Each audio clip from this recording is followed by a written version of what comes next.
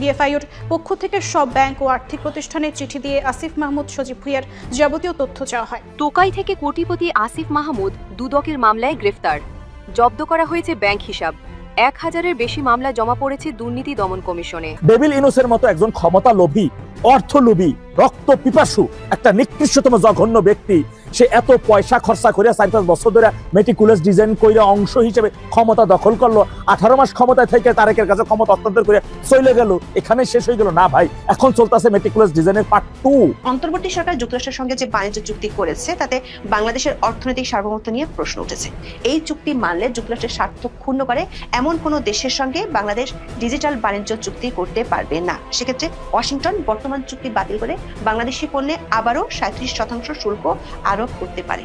যুক্তরাষ্ট্র নন market country বা বাজার অর্থনীতি হিসেবে স্বীকৃতি দেয় না এমন কোনো দেশের সঙ্গে চুক্তি করলেও বাংলাদেশকে একই শাস্তি পেতে হবে। অর্থাৎ এই চুক্তি অনুযায়ী বৈদেশিক বাণিজ্যের ক্ষেত্রে বাংলাদেশকে যুক্তরাষ্ট্রের কথায় উঠতে বসতে হবে। সাবেক উপদেষ্টা আসিফ মাহমুদ, যার বিরুদ্ধে রয়েছে শত শত দুর্নীতির অভিযোগ, কখনো অস্ত্র নিয়ে বিতর্ক, কখনো অর্থ পাচার নিয়ে প্রশ্ন।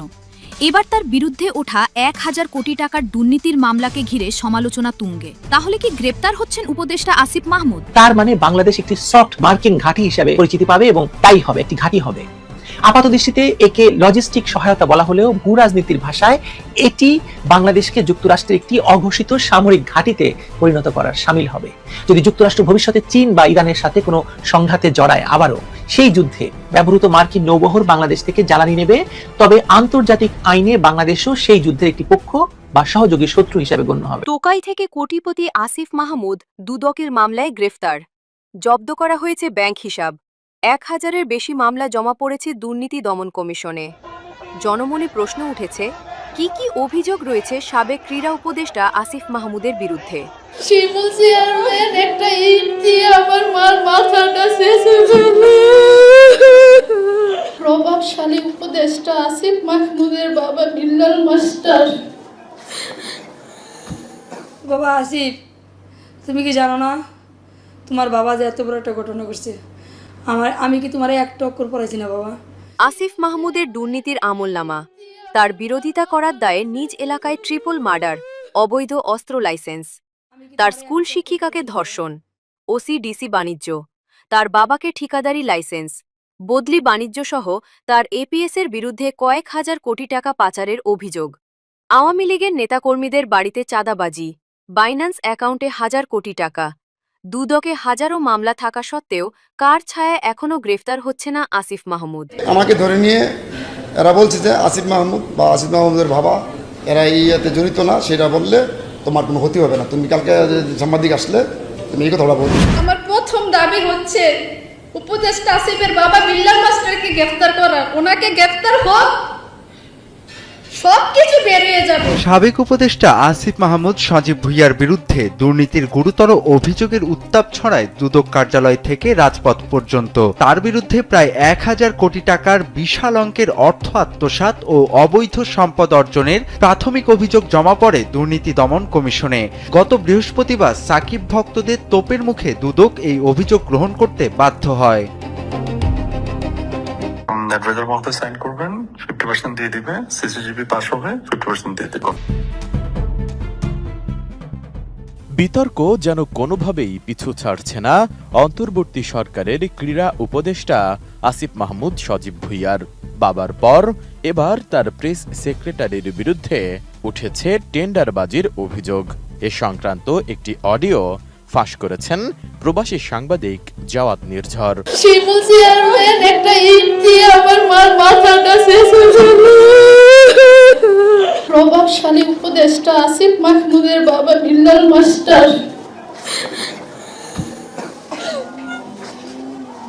তার প্রভাব এবং সাহসে এমন হত্যাকাণ্ড চালিয়েছেন। মানুষকে এইভাবে মারতে পারে?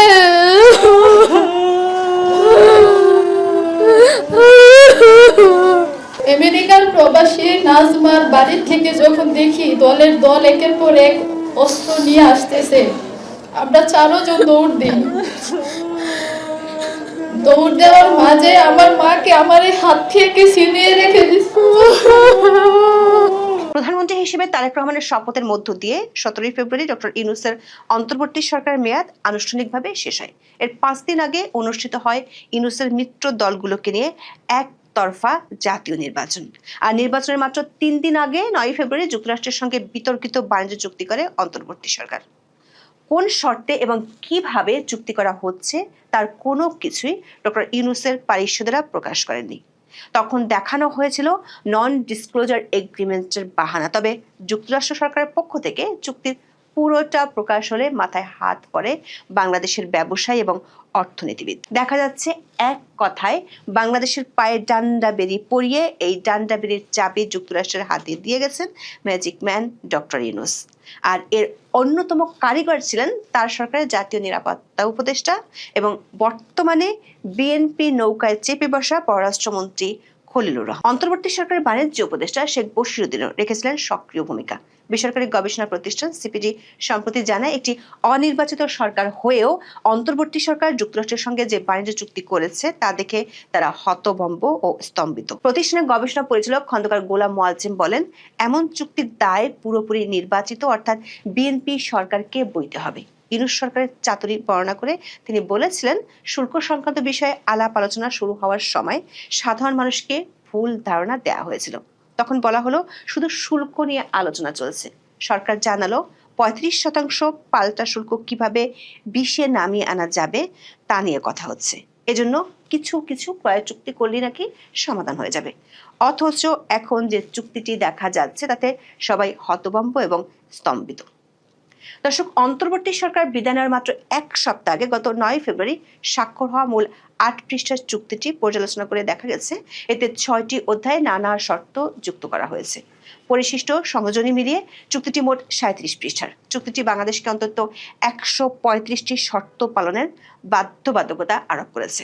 এতে যুক্তরাষ্ট্র কেবল সে দেশের তুলা বা কৃত্রিম তন্তু দিয়ে প্রস্তুত করা পোশাকে বাড়তি শুল্ক আরোপ না করার প্রতিশ্রুতি দিয়েছে, যা আরও কিছু শর্তযুক্ত। অর্থনীতিবিদদের অনেকেই বলছেন, এই চুক্তিতে একচেটিয়াভাবে শুধু যুক্তরাষ্ট্রের বাণিজ্য স্বার্থকে প্রাধান্য দেওয়া হয়েছে। এই প্রাধান্য দিতে গিয়ে সে দেশের ইচ্ছা অনুযায়ী বৈশ্বিক বাণিজ্য সহ অন্যান্য অভ্যন্তরীণ নীতিতেও বদল করার অঙ্গীকার করেছে বাংলাদেশ।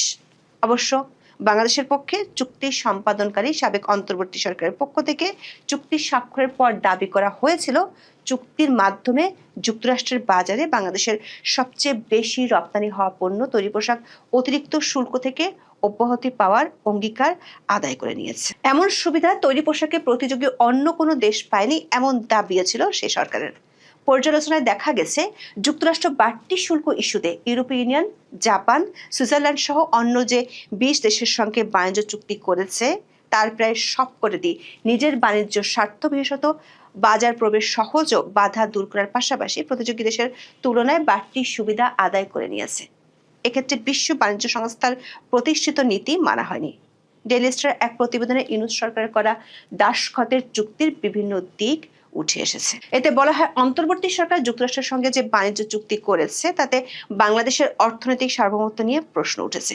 বিশেষ করে বাণিজ্য, জ্বালানি ও নিরাপত্তার মতো গুরুত্বপূর্ণ খাতে সিদ্ধান্ত গ্রহণের স্বাধীনতা নিয়ে শঙ্কা তৈরি হয়েছে। চুক্তির 3য় অধ্যায়ে বলা হয়েছে, বাংলাদেশ এমন কোনো ডিজিটাল সেবা কর আরোপ করবে না যা যুক্তরাষ্ট্রের কোম্পানির প্রতি বৈষম্যমূলক। অর্থাৎ এই চুক্তি মানলে যুক্তরাষ্ট্রের স্বার্থ ক্ষুণ্ণ করে এমন কোনো দেশের সঙ্গে বাংলাদেশ ডিজিটাল বাণিজ্য চুক্তি করতে পারবে না। সেক্ষেত্রে ওয়াশিংটন বর্তমান চুক্তি বাতিল করে বাংলাদেশি পণ্যে আবারও 37% শুল্ক আরোপ করতে পারে। যুক্তরাষ্ট্র নন মার্কেট কান্ট্রি বা বাজার অর্থনীতি হিসেবে স্বীকৃতি দেয় না এমন কোনো দেশের সঙ্গে চুক্তি করলেও বাংলাদেশকে একই শাস্তি পেতে হবে। অর্থাৎ এই চুক্তি অনুযায়ী বৈদেশিক বাণিজ্যের ক্ষেত্রে বাংলাদেশকে যুক্তরাষ্ট্রের কথায় উঠতে বসতে হবে। বাণিজ্য চুক্তি অনুযায়ী বাংলাদেশ যুক্তরাষ্ট্রের স্বার্থ ক্ষুণ্ণকারী কোনো দেশ থেকে পারমাণবিক চুল্লি বা সমৃদ্ধ ইউরেনিয়ামও কিনতে পারবে না। তবে রূপপুর প্রকল্পটি চুক্তির আগেই বাস্তবায়নাধীন হওয়ায় এটি এর আওতায় পড়বে না। চুক্তির 4র্থ অধ্যায় যুক্তরাষ্ট্র তার নিরাপত্তা ইস্যুতে অন্য যে কোনো দেশ বা অঞ্চলের উপর কোনো ব্যবস্থা নিলে তা অনুসরণের শর্ত আরোপ করেছে। চুক্তিতে যুক্তরাষ্ট্রের জন্য সরাসরি বিনিয়োগের দুয়ারও খোলা রাখা হয়েছে।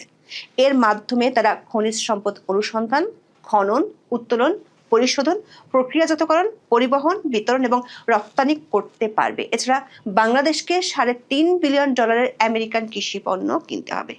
এর মধ্যে রয়েছে 5 বছর ধরে প্রতি বছর অন্তত 7 লাখ টন গম এবং 26 লাখ টন সয়া ও সয়াজাত পণ্য ও তুলা। এছাড়া প্রাথমিকভাবে 14টি বোয়িং উড়োজাহাজ কিনতে হবে। আগামী 15 বছরে $15 বিলিয়ন দামে এলএনজি এবং যুক্তরাষ্ট্রের কাছ থেকে সামরিক সরঞ্জাম কেনা বাড়াতে হবে। আবার বাংলাদেশকে প্রতিরক্ষা সরঞ্জাম বিক্রি করা কিছু দেশ থেকে পণ্য কেনার সীমা ঠিক করে দেওয়া হয়েছে। এক কথায় এটি যেন সত্যিকারের এক গোলামির চুক্তি। বাংলাদেশের স্বাধীন বাণিজ্য নীতিকে কেবল গলা টিপে ধরা হয়নি, এক সীমাহীন অর্থনৈতিক সংকটে ঠেলে দেওয়ার বন্দোবস্ত পাকা করে গেছেন মোহাম্মদ ইউনূস। বিষয়টি নিয়ে উদ্বেগ, আতঙ্ক এবং সমালোচনা যখন তুঙ্গে, তখন চুক্তির অন্যতম কারিগর খলিলুর রহমান বেমালুম সব দায় অস্বীকার করেছেন। শুধু তাই নয়, পাপের ভাগ তিনি বিএনপির উপর গছিয়ে দিতেও ব্যস্ত। বাণিজ্য চুক্তিটিতে যেখানে পরিষ্কারভাবে যুক্তরাষ্ট্রের স্বার্থ দেখার শর্ত আরোপ করা আছে, সেখানে পররাষ্ট্রমন্ত্রী খলিলুর রহমান দাবি করছেন সবার আগে বাংলাদেশ নীতির সঙ্গে এই চুক্তি সাংঘর্ষিক নয়। এমনকি তার দাবি অনুযায়ী সবার আগে বাংলাদেশ এই নীতি অন্তর্বর্তী সরকারের সময়ও পালন করা হয়েছিল। অসম বাণিজ্য চুক্তি বিএনপি সরকার যাতে ঠিকঠাক মেনে চলে তা তদারক করতে ঢাকা উড়ে এসেছেন যুক্তরাষ্ট্রের দক্ষিণ ও মধ্য এশিয়া বিষয়ক সহকারী পররাষ্ট্রমন্ত্রী পল কাপুর। নতুন সরকার পররাষ্ট্রমন্ত্রীর চেয়ারে বসা খলিলুর রহমানের সঙ্গে 4 মার্চ তিনি বৈঠকে সেরেছেন। পরে জনাব খলিলুর রহমান সাংবাদিকদের কাছে দাবি করেন, ইউনূস সরকারের সময় বিএনপি ও জামাতকে জানিয়ে যুক্তরাষ্ট্রের সঙ্গে বাণিজ্য চুক্তি করা হয়েছিল। আগের সরকার একক দায় অস্বীকার করে তিনি বলেন, ইউএস ট্রেড রিপ্রেজেন্টেটিভ দেশের প্রধান দুটি দলের প্রধানের সঙ্গে নির্বাচনের আগেই কথা বলেছেন এবং তারাও এতে সম্মতি দিয়েছিল। সুতরাং এমন না যে এটা শুধু অন্তর্বর্তী সরকারই অন্ধকারে করেছে। দর্শক, খলিলুর রহমানের কথায় মনে হচ্ছিল তিনি যেন এখনো অন্তর্বর্তী সরকারের জাতীয় নিরাপত্তা উপদেষ্টার দায়িত্বে আছেন, অথচ সরকার বদলের পর তিনি এখন বিএনপি সরকারের পররাষ্ট্রমন্ত্রী। কিন্তু সাফাই গেছেন ইউনূস আমলের সেই আমলকে এখনো আমাদের শব্দ দিয়ে ব্যাখ্যা করছেন। বাণিজ্য চুক্তির আগে যুক্তরাষ্ট্রের সঙ্গে দর কষাকষিতে বাংলাদেশের তরফে প্রধান ভূমিকায় ছিলেন খলিলুর রহমান। নির্বাচনের আগে তাড়াহুড়ো করে চুক্তি করার অভিযোগ নাকচ করে বলেন, ডিলটা কিন্তু ঠিক 3 দিন আগে শেষ হয়েছে তা নয়। 1 বছর আগে 2025 সালের ফেব্রুয়ারিতে প্রথম তাদের সঙ্গে বাণিজ্য ঘাটতি নিয়ে আমরা কথা বলি। সেই আলোচনার পরে কিন্তু আমরা 20% পেয়েছিলাম। সেই সময় মোটামুটিভাবে এগ্রিমেন্টটা হয়ে গেছিল। তার দাবি, এরপর যুক্তরাষ্ট্রের তুলা বা সুতা দিয়ে তৈরি পোশাক রপ্তানির উপর 0% পাল্টা শুল্ক এবং রুলস অব অরিজিন নিয়ে আলোচনার সময় লেগেছে বলে তিনি দাবি করেন। এছাড়া রুলস অব অরিজিন করার জন্য যুক্তরাষ্ট্র সময় নিয়েছে। সুতরাং এটা যে চট করে নির্বাচনের 3 দিন আগে চুক্তি করার বিষয়টি ঠিক নয়। দর্শক, দাসখত দেয়া এই চুক্তির দায় খলিলুর রহমান শুধু বিএনপি জামাতের উপর চাপাননি, তার বক্তব্যে লক্ষ্য করা গেছে দ্বিচারিতা। দৈনিক সমকালে প্রকাশিত প্রতিবেদনে বলা হয়, এগ্রিমেন্ট অন রেসিপ্রোকাল ট্রেড বা আর্ট কিংবা পারস্পরিক এই বাণিজ্য চুক্তির বাস্তবায়নের বিষয়ে যুক্তরাষ্ট্রকে আশ্বস্ত করেছে বাংলাদেশ। বুধবার ঢাকা সফররত মার্কিন পররাষ্ট্র দপ্তরের দক্ষিণ ও মধ্য এশিয়া বিষয়ক অ্যাসিস্ট্যান্ট সেক্রেটারি পল কাপুরকে বৈঠকে এ বিষয়ে আশ্বস্ত করেন পররাষ্ট্রমন্ত্রী খলিলুর রহমান। পল কাপুরের সঙ্গে বৈঠকে আর্ট চুক্তি নিয়ে আলোচনার বিষয়ে জানতে চাইলে খলিলুর রহমান বলেন, আর্ট চুক্তির বিষয়ে পল কাপুর আশ্বস্ত হয়েছেন যে বাংলাদেশ সরকার এই চুক্তির বাস্তবায়ন অব্যাহত রাখবে। অথচ দৈনিক সমকালের একই রিপোর্টে উল্লেখ আছে, পল কাপুরকে আশ্বস্ত করা হয়েছে আর্ট চুক্তির বাস্তবায়ন নিয়ে। এই চুক্তির দর কষাকষির আর কোনো সুযোগ রয়েছে কিনা এমন প্রশ্নের উত্তরে খলিলুর রহমান বলেন, এখনো আনুষ্ঠানিকভাবে জানান, দরকার হলে তারা পুনর্বিবেচনা করবেন। পররাষ্ট্রমন্ত্রী একদিকে বলছেন, আশ্বস্ত করেছেন মার্কিন মন্ত্রীকে, আবার যখন সাংবাদিকরা প্রশ্ন করেছেন তখন বলছেন পুনর্বিবেচনার সুযোগ আছে। আবার এর দায় তারেক রহমান এবং শফিকুর রহমানের উপর দিতেও ছাড়েননি তিনি। দর্শক, সাংবাদিকরা আরও একটি বিষয় নিয়ে খলিলুর রহমানের কাছে জানতে চেয়েছিলেন, সেটি হলো যুক্তরাষ্ট্র সরকার বেশ কিছুদিন ধরে জিসুমিয়া ও আকসা নামে 2টি প্রতিরক্ষা চুক্তি স্বাক্ষরের জন্য চেষ্টা করে আসছে। পল কাপুরের সঙ্গে বৈঠকে প্রতিরক্ষার এসব বিষয়ে আলোচনা হয়েছে কিনা এমন প্রশ্নে পররাষ্ট্রমন্ত্রী বলেন, তার সঙ্গে সামরিক সহযোগিতা নিয়ে কোনো আলোচনা হয়নি, সেটা তো তার দপ্তর নয়। প্রশ্ন হলো, বাণিজ্য তো তার মন্ত্রণালয়ের বিষয় নয়, তাহলে তিনি কেন বাণিজ্য চুক্তি বাস্তবায়নের আশ্বাস দিলেন পল কাপুরকে? অবশ্য খলিলুর রহমান বাণিজ্য চুক্তি নিয়ে তৃপ্তির ঢেকুর তুললেও বিএনপি সরকারের বাণিজ্য মন্ত্রী খন্দকার আব্দুল মুক্তাদিরের কণ্ঠে শোনা যাচ্ছে আশঙ্কার সুর। পল কাপুরের সঙ্গে বৈঠকের পর সতর্ক ভাষায় বলেন, চুক্তিটিকে এখনই পুরোপুরি নেতিবাচক বা ইতিবাচক হিসেবে দেখার সুযোগ নেই। তার কথায় স্পষ্ট, চুক্তির বিভিন্ন দিক পর্যালোচনা করার পক্ষে নতুন সরকার। বলেন, কোনো চুক্তি চূড়ান্ত নয়, প্রতিটি চুক্তিতে সংশোধন ও পুনরায় আলোচনার সুযোগ থাকে। ভবিষ্যতে প্রয়োজন হলে আলোচনা করে বাণিজ্য চুক্তিতে পরিবর্তন আনা সম্ভব। চুক্তিটি বাংলাদেশের স্বার্থের বিরুদ্ধে কিনা এমন প্রশ্নের সরাসরি জবাব তিনি দেননি, তবে পাওয়া গেছে তাৎপর্যপূর্ণ ইঙ্গিত। বাণিজ্যমন্ত্রী বলেন, যে কোনো আন্তর্জাতিক চুক্তি দুই পক্ষের কিছু দাবি থাকে, কিছু ধারা এক পক্ষের অনুকূলে থাকে, আবার কিছু ধারা অন্য পক্ষের জন্য সুবিধাজনক হয়। আলোচনার মাধ্যমে একটি উইন উইন পরিস্থিতিতে পৌঁছানোর চেষ্টা করা হয়। এই চুক্তিকে এখনই পুরোপুরি নেতিবাচক বা ইতিবাচক হিসেবে দেখার সুযোগ নেই। এটি একটি বাস্তবতা এবং ভবিষ্যতে বাণিজ্যিক সম্পর্ক জোরদারে এর অনেক ধারা কাজে লাগানো যাবে। প্রধানমন্ত্রী তারেক রহমানকে পাঠানো অভিনন্দন বার্তায় বাণিজ্য চুক্তির বিষয়টি স্মরণ করিয়ে দিয়েছিলেন ডোনাল্ড ট্রাম্প। সামরিক বিষয় সংক্রান্ত কিছু বিষয়ের উল্লেখ ছিল সেখানে, তবে পল কাপুরের সঙ্গে এসব বিষয়ে আলোচনা হয়নি বলে দাবি করেন বাণিজ্যমন্ত্রী। বলেন, সামরিক বিষয় বাণিজ্য মন্ত্রণালয়ের আওতাভুক্ত নয়। বিশেষজ্ঞরা বলছেন, ডক্টর ইউনূসের সরকারের চুক্তিতে এক কথায় ফাটা বাসে আটকে গেছে বাংলাদেশ। এখন আর কোনোভাবেই বেরিয়ে আসার সুযোগ নেই, বরং দীর্ঘমেয়াদে ভয়াবহ সংকটের মুখোমুখি হতে হবে। বাণিজ্য চুক্তির বিভিন্ন ধারার কারণে চীন, রাশিয়ার মতো দেশগুলোর সঙ্গে শীতল হবে সম্পর্ক। তুলনামূলক অনেক বেশি দামে কৃষিপণ্য, জ্বালানি এবং সামরিক সরঞ্জাম কিনতে হবে যুক্তরাষ্ট্র থেকে। এর বিনিময়ে বাংলাদেশের পোশাক পণ্যের রপ্তানি বাড়ার যে আশা দেখানো হয়েছিল, সেটাও আকাশ কুসুম কল্পনা বলে মনে করছেন ব্যবসায়ীরা। সব মিলিয়ে ইউনূস সরকারের কলমের এক খোঁচায় বাংলাদেশ স্বাধীন সিদ্ধান্ত নেওয়ার ক্ষমতা অনেকখানি হারিয়ে ফেলেছে বলে মনে করছেন বিশেষজ্ঞরা।